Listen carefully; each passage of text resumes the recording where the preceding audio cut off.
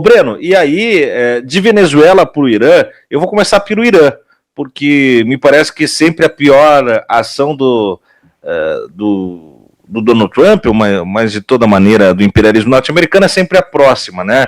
Há bolões aí, há casas de apostas que ficam tentando calcular qual seria o próximo alvo depois da Venezuela, e a Groenlândia até era pautada como prioridade, mas eu pergunto, como é que está a situação no Irã e como também começar a descosir, já que no seu papel justamente de ir para os debates, né, como você disse, nos temas espinhosos, mas a descosturar mesmo da percepção pública os chavões de Irã, porque agora é a hora que salta para tudo que é lado, aquelas coisas de sempre, né? Que às vezes ficam esquecidas, porque uma Venezuela fica esquecida, o Irã fica esquecido, e quando vem um balanço dos Estados Unidos, volta sempre a mesma percepção errática sobre o Irã e os argumentos estadunidenses como a salvação da lavoura. Olha, bom, o assunto mais momentoso é o Irã, né? Eu até estou me dedicando esses dias aqui a reatualizar informações e análises sobre o Irã, até porque eu vou fazer mais um episódio especial de férias do programa de análise lá no Ópera, que vai ser sobre o Irã, agora na sexta-feira, às 7 da noite, estão todos convidados para assistir. Eu estou me dedicando a estudar e a conversar com muita gente sobre isso, né, para entendermos melhor o que se passa no Irã. Então vai ter um programa, o que se passa no Irã, o título do programa é exatamente esse, na sexta-feira, às 7 horas da noite, lá no Opera. Mas eu vou aqui colocar algumas questões que eu acho que são importantes. Primeiro, nós temos que sempre nos vacinarmos sobre a imprensa hegemônica, sobre a imprensa de direita. A imprensa de direita tem lado. A imprensa de direita não é uma fonte razoável de informação. Você deve ler a imprensa de direita, mas você tem que ter um filtro, uma vacina, de que as informações e análises emitidas pelas agências de notícia do Ocidente, pelo jornalismo dos Estados Unidos e da Europa, que é o jornalismo dominante, pelo jornalismo da imprensa conservadora no Brasil, são informações e análises absurdamente contaminadas. É raro na imprensa hegemônica você encontrar trabalhos jornalísticos sobre o Irã dignos de nota, ou seja, que possuam densidade, rigidez, que sejam baseados nos fatos, na realidade. Tem muita propaganda ideológica e muita mentira. Então, tem que ter essa vacina. Se nós nos deixarmos levar pelo que fala a imprensa hegemônica, nós vamos ser engolidos pelo seu ponto de vista, vamos ser engolidos pela sua propaganda, vamos acreditar no que, ao fim e ao cabo, é a mensagem emitida a partir da Casa Branca e dos centros imperialistas europeus. Então tem que ter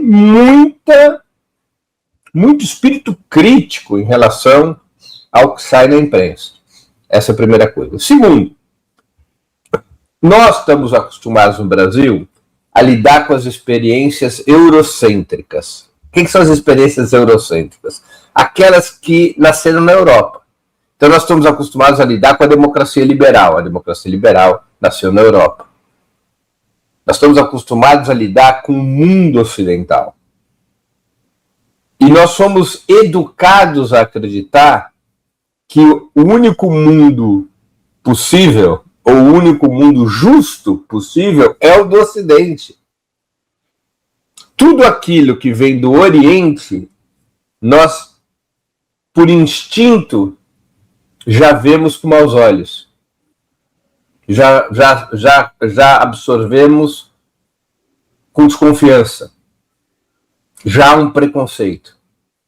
Então esse é o segundo elemento próprio da longa tradição colonial europeia na qual nós somos formados. O Oriente é atrasado. o Oriente é perverso, do Oriente devemos desconfiar. Essa é a lógica colonial, esse é o chamado orientalismo ao qual se referiu Eduardo Said, o célebre pensador palestino. Então, essa é uma segunda nota que eu queria fazer, Tiago. E uma terceira, mais prática. O Irã está submetido a um terrível bloqueio há muitos e muitos anos. Na verdade, desde a vitória da Revolução Iraniana em 1979, o Irã está sob bloqueio. Esse bloqueio veio se intensificando, mas ele data de 50 anos. É evidente que um país sob bloqueio, ele vai adquirindo deformações. Né? Não apenas sob bloqueio está o Irã há quase 50 anos, mas sob ameaça de destruição. O Irã está permanentemente sob ameaça de algum ataque norte-americano, de algum ataque israelense, né? O tempo todo. Isso vai gerando na sociedade e no Estado deformações. Claro que vai gerando deformações. A primeira delas é que vai se instalando na lógica cotidiana uma certa paranoia. Você começa a ver a viver com um olho no peixe e outro olho no gato. Você fica o tempo todo apreensivo sobre espiões, sobre infiltrações, sobre sabotagem, o tempo todo.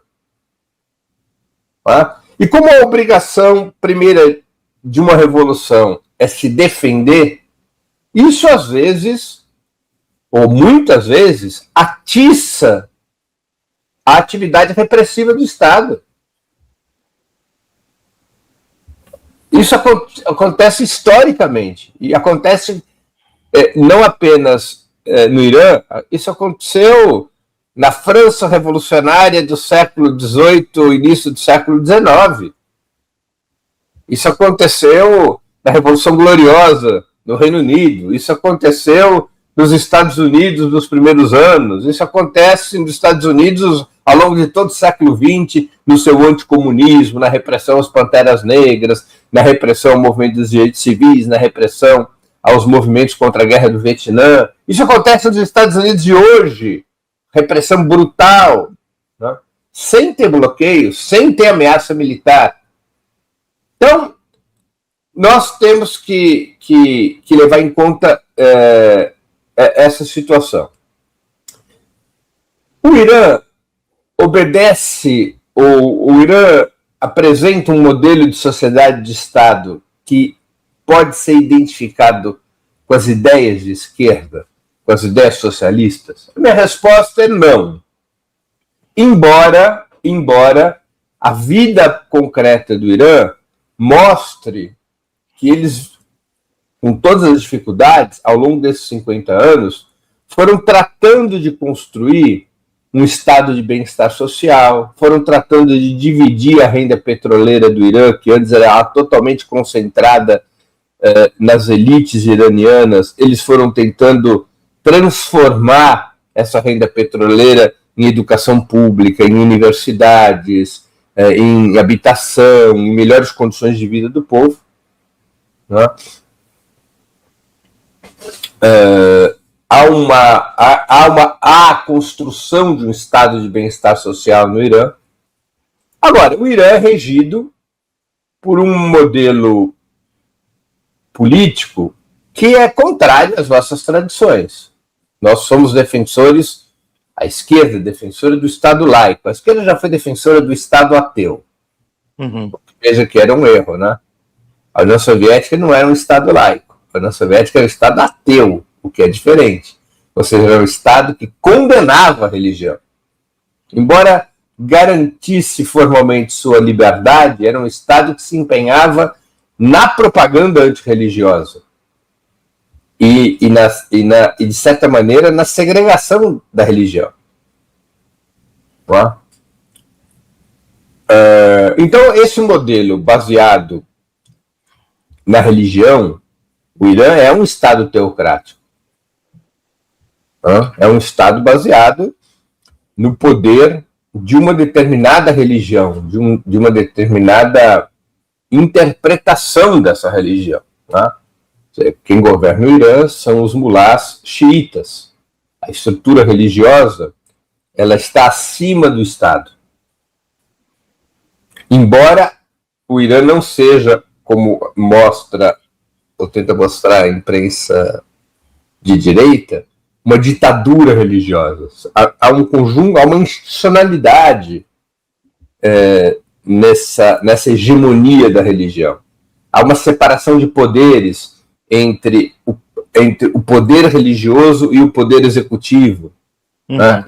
O poder executivo é eleito, o poder legislativo no Irã é eleito. O Irã tem processos democráticos para a escolha dos seus líderes no poder executivo e no poder legislativo. O Irã tem pluralidade de partidos, embora limitada, porque existem restrições a determinadas orientações ideológicas, mas a disputa eleitoral para eleger o presidente, para eleger parlamentares. E o poder religioso, ele funciona como um poder moderador, né? Ele funciona como um poder moderador. Esse é um modelo que a gente pode só identificar com as ideias de esquerda? Não.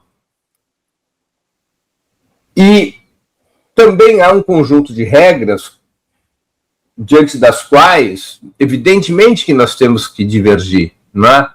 Embora nós devamos ser mais atentos à materialidade dessas ideias. Então, por exemplo,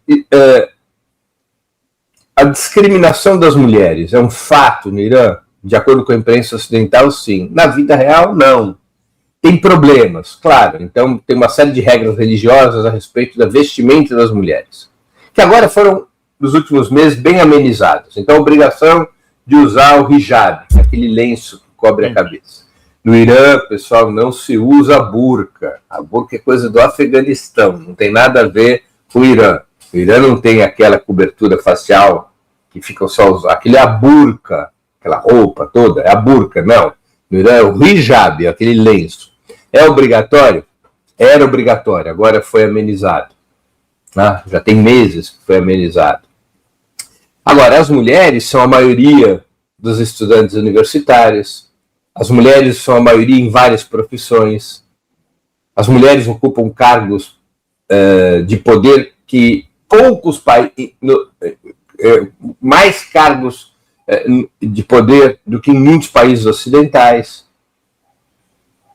As mulheres podem desempenhar um papel na vida pública livremente, podem desempenhar um papel científico livremente, um papel cultural livremente. O que acontece é que, pelas normas do Islã, a mulher ela tem uma série de limitações nas suas liberdades individuais. A gente tem que ser a favor disso? Claro que não. Evidentemente que não. Não? O Irã tem uma política homofóbica?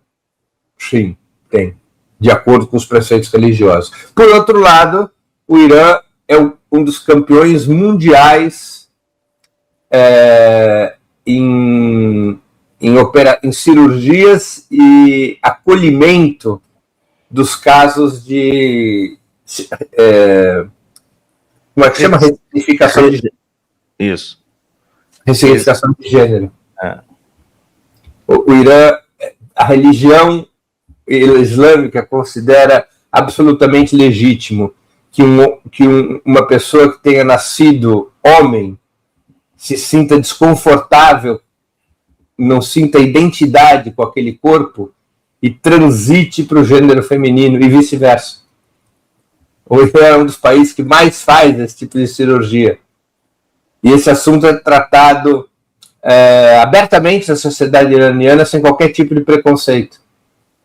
Mas isso não é contraditório com a homofobia?